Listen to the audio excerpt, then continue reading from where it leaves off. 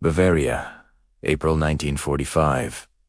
Morning mist clung to the valley like smoke, turning pine forests into pale shadows, hiding the road where company trudged forward through mud that clung to their boots. Lieutenant James Morrison first heard a sound that didn't belong in this landscape of war. Not gunfire, not engines. Something thinner, higher.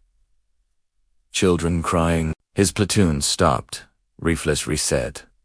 Listening to the April silence, the barn stood alone in the meadow, ancient wood silvered by weather, leaning slightly to one side like something too tired to remain upright. Inside, 200 German children huddled in darkness, waiting to die. What the Americans did next would challenge everything they believed about enemies and innocence, about war and mercy, about what soldiers carried besides weapons. The advance through Bavaria had been slow and methodical, village by village. Company B of the 45th Infantry Division moved through a landscape that seemed untouched by time. Medieval church spires rising above stone houses, forests so thick they blocked the sun, streams running clear over rocks smoothed by centuries. But the war had been here.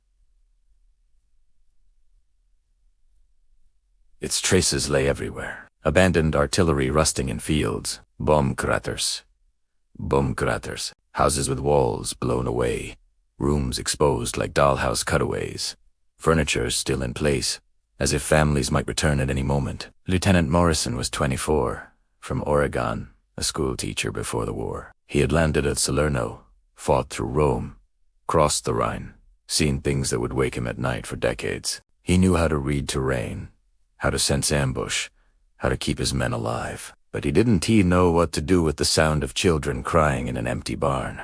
Sergeant Tom Carter moved beside him, rifle ready. Carter was 32, a farmer from Iowa with 3 children back home. He looked at Morrison, waiting. "Could be a trap," Carter said quietly. Morrison nodded.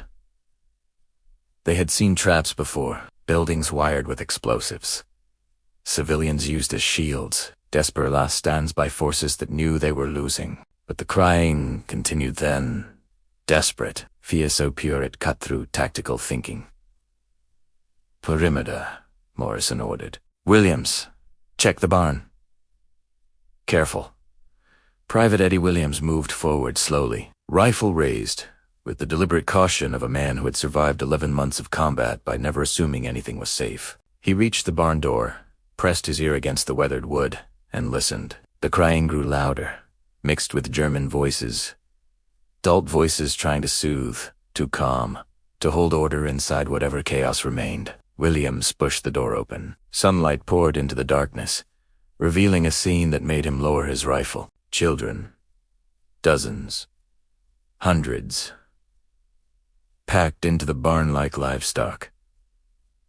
Sitting on hay bales, huddled against walls, held by women whose faces showed exhaustion so complete it bordered on death. The children ranged from infants to teenagers, dressed in clothes that had once been fine but now hung in tatters. Their faces were streaked with dirt and tears. Their eyes were wide with terror. A woman stepped forward, placing herself in front of the children. She was about 40, tall and teen, wearing what had once been a teacher's dress, now torn and stained. Her hands trembled, but her voice remained steady. "Please," she said in broken English. "Please, they are only children." William stood frozen, his rifle hanging loosely at his side. He had stormed beaches, cleared buildings, fought through streets where enemies hid in every shadow. He had been trained to crush resistance, to eliminate threats, to win. But this was not the enemy. This was 200 terrified children crying inside a barn. He turned and called back to Morrison. "Lieutenant, you need to see this."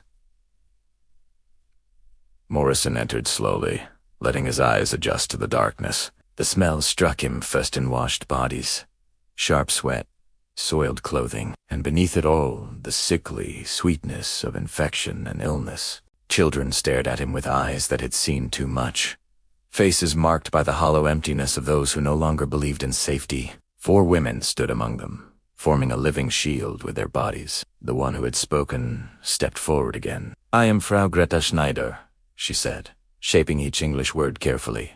Teacher, these children are from Cologne. We leave when bombs come. We walk for weeks, many weeks. She hesitated, trailing off. Unable or unwilling to finish, Morrison slid his pistol back into its holster and raised his hands to show they were empty. I'm Lieutenant Morrison in the United States Army, he said. How many children? 207, Greta replied. Ages 3 months to 14 years. We have no food for 3 days. Water. Her voice faded. She gestured toward a few buckets that held only a few inches of muddy liquid. We find stream yesterday. Carter had entered behind Morrison, and now he moved through the barn, counting heads, judging the situation with the practiced eye of a man who had raised both livestock and children. Some children slept restlessly on piles of hay. Others sat in silent groups, too drained for tears. A few of the older ones held infants, rocking them with the automatic rhythm of those who had been doing it for days. Jesus Christ, Carter whispered. Morrison turned to see Corporal Ramirez, the company medic, a man from New Mexico who had stitched more wounds than he could remember. Get up here, Morrison said. Bring everything we have.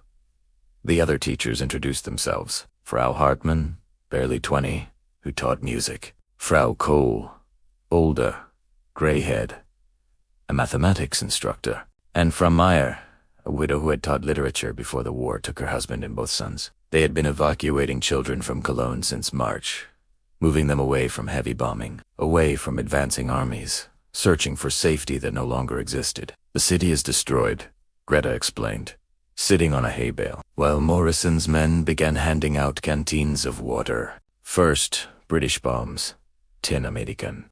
My school had collapsed. We save the children, bring them out. The parents beg us, take them somewhere safe.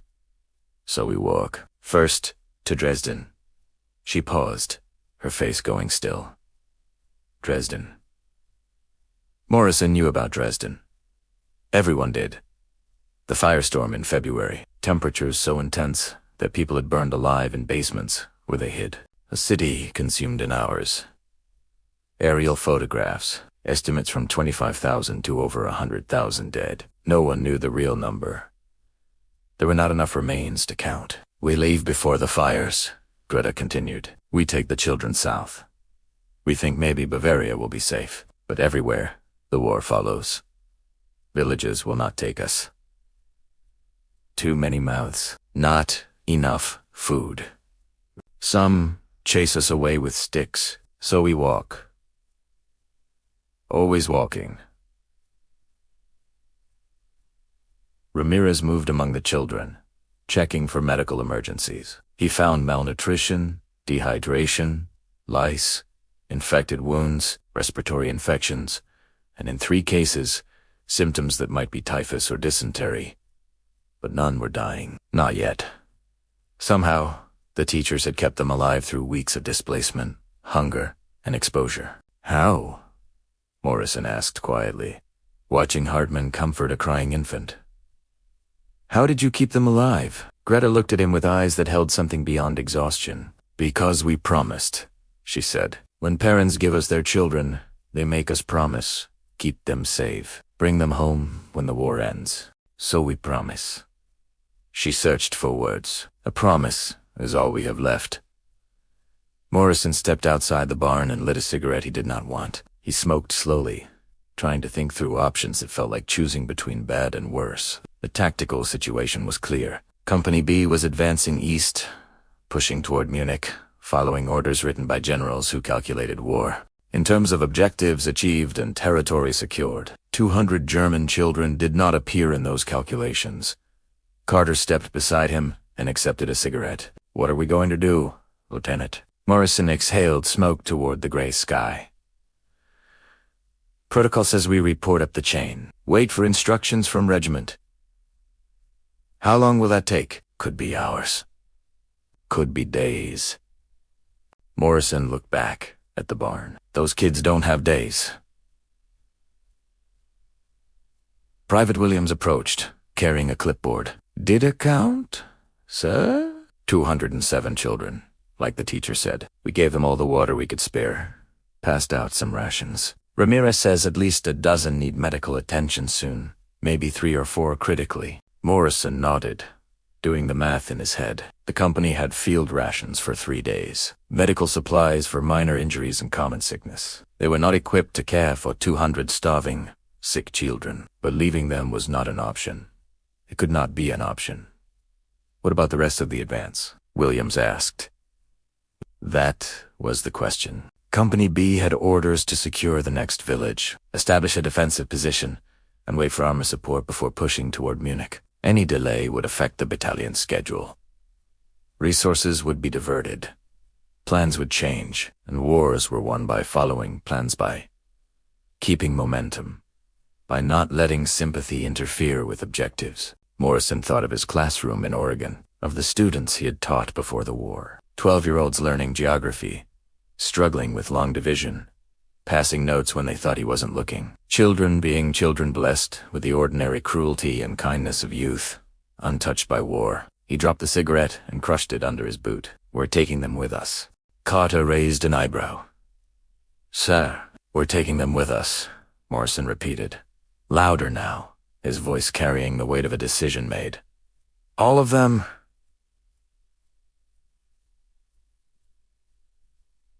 The teachers, too. We'll radio regiment and explain the situation, but we're not waiting for permission. Those children need food, water, and medical care now. We'll take them to the next village, set up a temporary facility, and get them stabilized. A captain isn't going to like this, Carter said, but he was already smiling.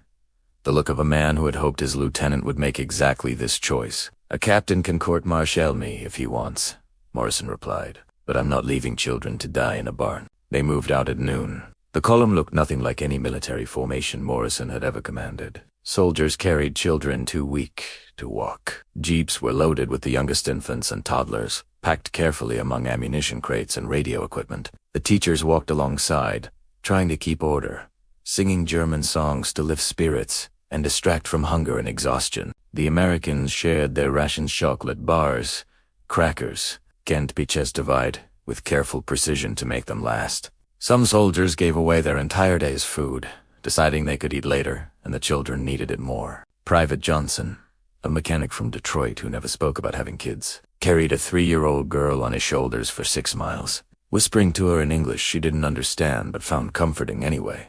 Sergeant Carter walked beside Greta Schneider, helping her along the muddy road. She limped, her feet wrapped in strips of cloth that had once been a skirt, worn through to bleeding. She never complained. Why are you doing this? She asked. We are German enemy. Carter shifted the pack on his shoulders. My youngest is 4. Back in Iowa. Little girl named Sarah. He paused. If the war came to Iowa, if she was scared and hungry, hiding in a barn, I'd hope someone would help her, even if they were the enemy. Greta said nothing. Tears traced clean lines through the dirt on her face. The column moved slowly, stopping often for rest, for water, for children who could not continue. Older children helped the younger ones, carrying siblings or neighbors, guiding them like frightened lambs. An 11-year-old boy named Hans appointed himself translator. His English came from a grandfather who had lived in America before the First War. He moved between soldiers and children, explaining needs, smoothing misunderstandings, trying to preserve dignity in circumstances that had stripped nearly everything else away. By mid-afternoon, they reached the village of Berkelinga, small place of maybe 300 people, clustered around a church with a green copper steeple. White flags hung from windows, the universal sign of surrender from communities hoping the war would pass them by. Morrison ordered a halt. Carter. Tay. Second squad, secure the village. Make sure there's no resistance. I want the church if possible. The town square if not. Somewhere we can gather these kids and organize them. The village surrendered without incident. The local mayor, an elderly man named Harris Schaefer who spoke passable English, met them at the church steps. He looked at the children filling the square, at American soldiers carrying toddlers, at German teachers crying with relief. We have no food, he said, spreading his hands. The army took everything. We barely feed ourselves. Morrison stepped close, his voice low and hard. Then you'll find some. These children are staying here tonight, and they're going to eat. And if I find out you've been hiding supplies while kids starve, I'll burn every barn in this village until I find what you're keeping. Schaefer led them to the church. Basement, some potatoes. Flour, a few chickens. We were saving, he said. Get it? Now. The church basement became a makeshift field hospital and orphanage combined. Ramirez set up a medical station in one corner, treating the worst cases, first infected wounds, fevers, injuries that needed cleaning and monitoring. The village women, hesitant at first, were pressed into helping prepare food. They made potato soup in quantities that would have fed the village for a week, stretching it, with water and flour to feed 200 children. The meal was simple thin broth with pieces of potato, bread so hard it had to be soaked, but the children ate as if it were a feast. Some became sick afterward, their stomachs unable to handle solid food after days without eating. Others ate slowly, carefully, making each bite last. The youngest fell asleep with bread still clutched in their hands. Morrison sat with Greta Schneider on the church steps, watching the sunset color the sky in shades of orange and purple. Somewhere to the east, artillery rumbled the war continuing without them, indifferent to this small act of mercy. What will happen to them? Greta asked it. Morrison didn't have a clear answer. We'll stabilize them. Contact refugee services. Try to find their families if any are left. Greta's voice was flat, stating facts without emotion. The bombing. The fighting Cologne is ruble. Dresden is ruba. Hamburg, Berlin, all ruba. The children talk about homes that no longer exist. Parents who... She stopped, unable to go on. Morrison thought of his parents in Oregon, safe in a country that had never been bombed, where children still went to school, played baseball, and worried about homework instead of hunger. The distance between those worlds felt impossible to measure. We were told you would be monsters, Greta said quietly. The propaganda said Americans were savages, who hated us and wanted revenge. I believed it at first, but now I see your soldiers giving their food to children who sing songs about your destruction. I see men carrying enemy babies because they cannot walk, and I think maybe the propaganda lied about many things. Inside the church, someone began singing. One of the American soldiers, a boy from Tennessee with a voice like honey, started a folk song. Some German children hummed along, catching the melody even without the words. Music bridged languages, enemies, and the space between the ending world and whatever came next. My brother died in France, Morrison said suddenly. Normandy.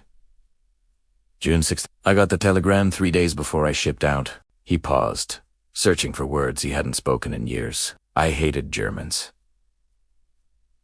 Every one of them. I wanted them to pay for taking my brother. Then I landed in Italy and saw German prisoners, just kids, scared and hungry, crying for their mothers. I realized they were just like him, just kids trapped in something bigger than themselves. Greta reached out and touched his hand briefly. I'm sorry about your brother. Morrison nodded, his throat tight. War makes liars of us all. We tell ourselves stories about good and evil, about us and them, because it makes things easier. But then you find children in a barn, and the stories stop working. They sat in silence as night fell, watching stars appear in a sky that showed no sign of the hell below. Morning brought trouble. Regiment had received Morrison's report and replied with clear orders. Company B was to resume its advance immediately. The German children were to be handed over to local civilian authorities and processed as displaced persons under military government protocols. Morrison was specifically ordered not to delay operations for humanitarian concerns. He read the orders twice, then crumpled the paper and threw it into the fire. Sir? Carter asked carefully. We're not leaving them. Regiment was clear. I don't care what regiment said, Morrison replied, pacing the small room where they had set up headquarters. We're 3 days from Munich. The war is almost over. I am not spending the last days of this war abandoning children because some colonel in a clean uniform says, it is not our responsibility. Carter smiled. So, we're going rogue. We're exercising tactical discretion. That's a fancy name for insubordination.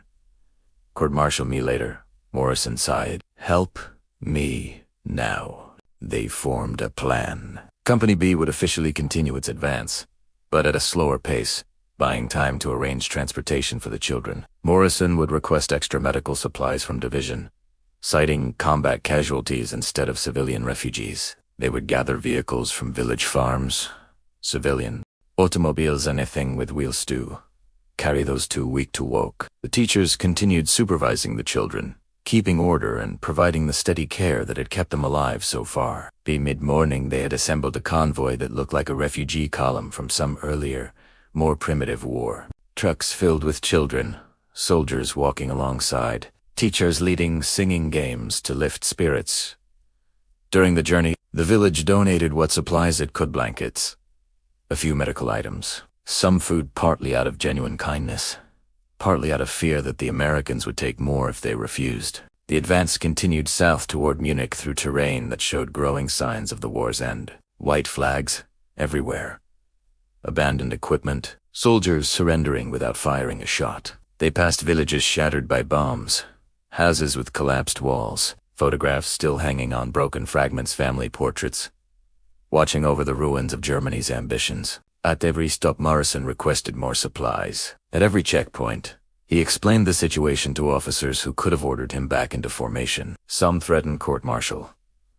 Others saw the children and found reasons to let him continue. A captain from Chicago redirected 6 field ambulances that technically belonged elsewhere. A major from Boston arranged for a field kitchen to accidentally deliver rations to the wrong coordinates. Small acts of rebellion.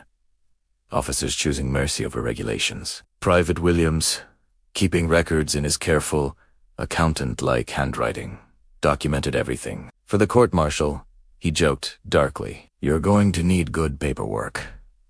He smiled when he said it. At night, he taught German children card games, pantomiming rules when language failed, laughing at the universal humor of bad hands and worse bluffs. News traveled slowly in 1945. But it traveled. A journalist embedded with division headquarters heard about Morrison's unauthorized refugee convoy and sensed the story. He arrived with a camera, a notebook, and skepticism shaped by 3 years of war. His name was Robert Chun, son of Chinese immigrants, a reporter for the Associated Press who had landed at Normandy and survived by staying too busy to think about dying. He found Morrison in a village square supervising soup distribution to 200 children while his men maintained perimeter security and pretended this was routine military work. "Lieutenant Morrison, I'm with the AP. I hear you've got quite a situation here." Morrison looked up from helping a little girl eat, too exhausted for evasion. "We found children in a barn. We're trying not to let them die." "That's the situation." Chun opened his notebook. "Mind if I ask a few questions?" What followed became one of the most widely published stories of the war's final days. Chun interviewed Morrison, Carter, the teachers, and even some of the children through translators. He photographed soldiers sharing chocolate with enemy children, German teachers crying with gratitude, a 3-year-old asleep in the arms of an American sergeant who had daughters back in Iowa. The story ran nationwide under the headline, "Humanity Among the Ruins. American G has saved 200 German children." It described the barn, the march, Morrison's refusal to abandon the children. It quoted Greta Schneider. "They fed our children before themselves. They carried our babies, though they had every reason to hate us." The article reached Campan in Texas, where German posts read newspapers in their barracks. It reached New York, where Morrison's parents cried with pride and fear. It reached the Pentagon, where generals debated whether to court-martial an officer who had broken orders to save enemy children. Most of all, it reached American living rooms, where families gathered around radios and breakfast tables, learning that their sons overseas were doing something larger than military objectives. In an age filled with stories of destruction and death, of cities reduced to rubble and casualty lists that grew daily, this was different. A story of saving instead of destroying, of mercy instead of revenge. Letters poured into division headquarters, thousands of them. From parents with sons overseas, from teachers who recognized Greta's courage, from Americans who wanted to believe their countries stood for more than victory alone. One letter came from a woman in Oregon. "My son died at Normandy. If he could see what Lieutenant Morrison did, he would be proud. I am proud. This is what we're fighting for, not just to defeat evil, but to prove we're better than it. The convoy reached the outskirts of Munich in late April, as the city prepared to surrender. The war was ending not with dramatic last stands, but with exhausted collapse like a boxer who could no longer lift his arms. White flags appeared on buildings. Weapons were abandoned in streets. Civilians emerged from basements, blinking in sunlight that revealed the ruins of a once beautiful city. Morrison set up a temporary facility in a partially destroyed school. Military government units finally caught up, bringing doctors, supplies, and officials who handled displaced persons. The children were registered, photographed, examined, entered into records meant to reunite broken families. Some parents were found. A mother from Cologne reunited with her sons. A father who had searched refugee camps for weeks found his child.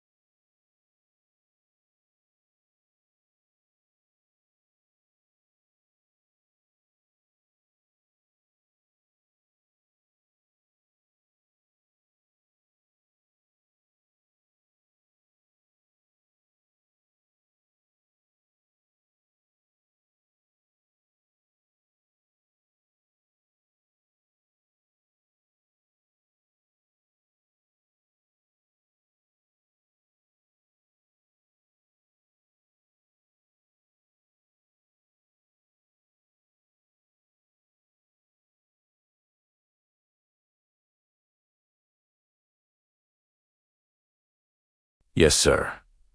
You delayed your unit's advance, disrupted the regiment's schedule, and used resources without permission. Yes, sir. You also, Brennan continued, his tone shifting slightly, saved 200 children who would have died if you had followed protocol. You showed decency in a war that hasn't had much of it, and you embarrassed every bureaucrat who wanted to court-martial you, because the press made you a hero.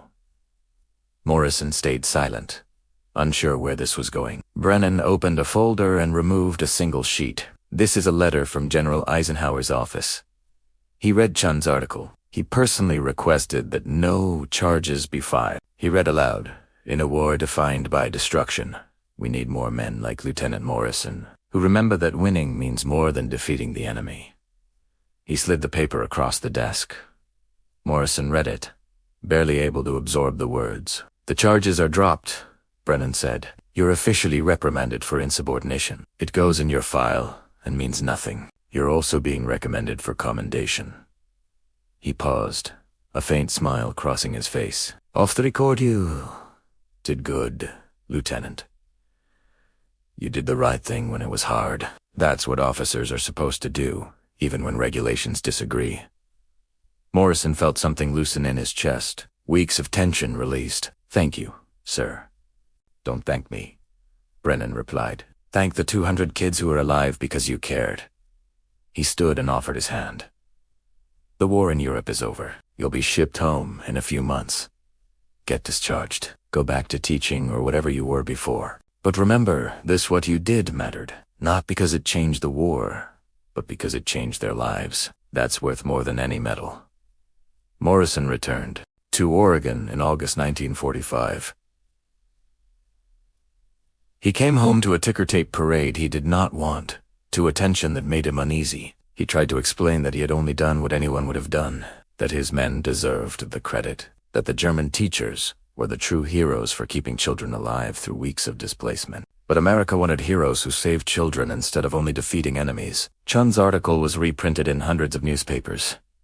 Radio shows dramatized the story. Hollywood asked about film rights. Morrison, who only wanted to return to his classroom and forget the war, found himself giving speeches, attending ceremonies, answering reporters who asked what he had felt when he first saw the children.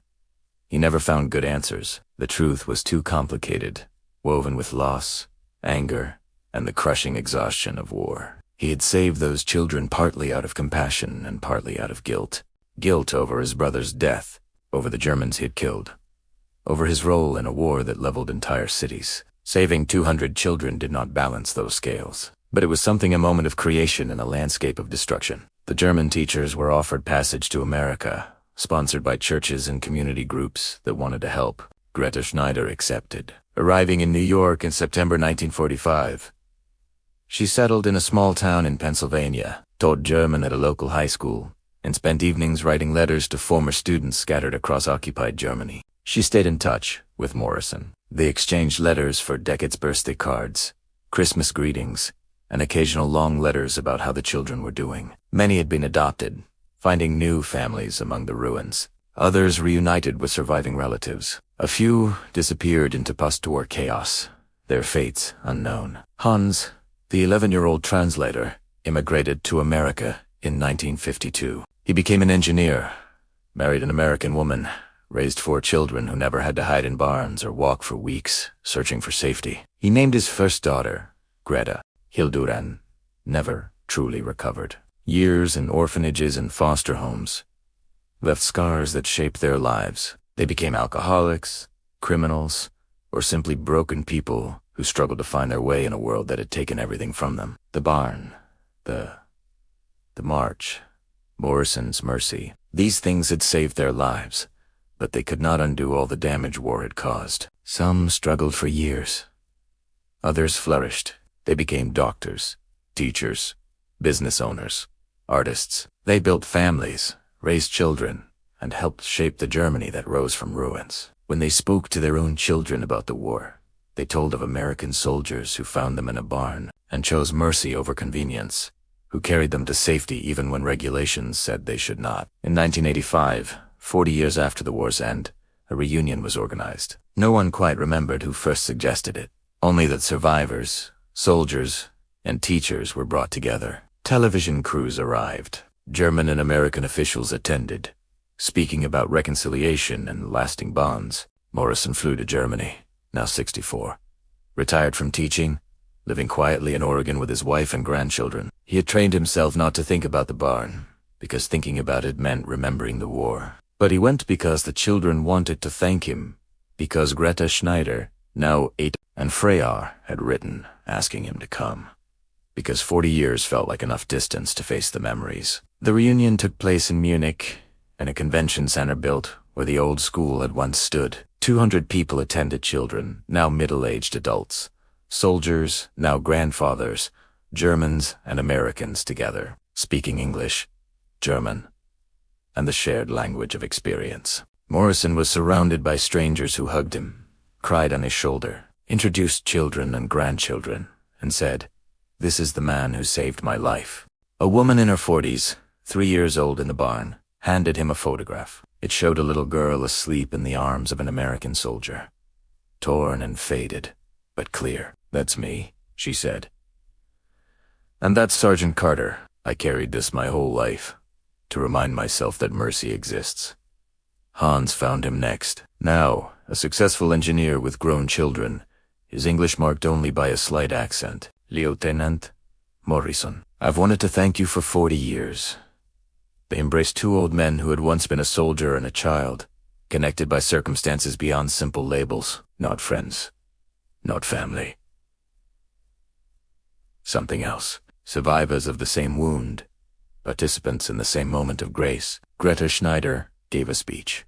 She spoke of the barn, of the march, of soldiers who broke regulations when rules conflicted with decency. She spoke of letters from former students, of lives rebuilt, of families formed. "We tell our children that war is evil," she said, "and it is. But war also shows what humans become under extreme pressure. Sometimes that is terrible cruelty. Sometimes it is something beautiful: soldiers carrying enemy babies, men sharing their last rations, a lieutenant risking punishment because he could not ignore crying children." She looked at Morrison. "You saved us.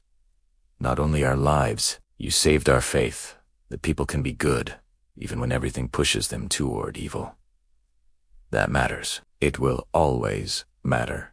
The barn still stands, or what remains of it. The roof has collapsed.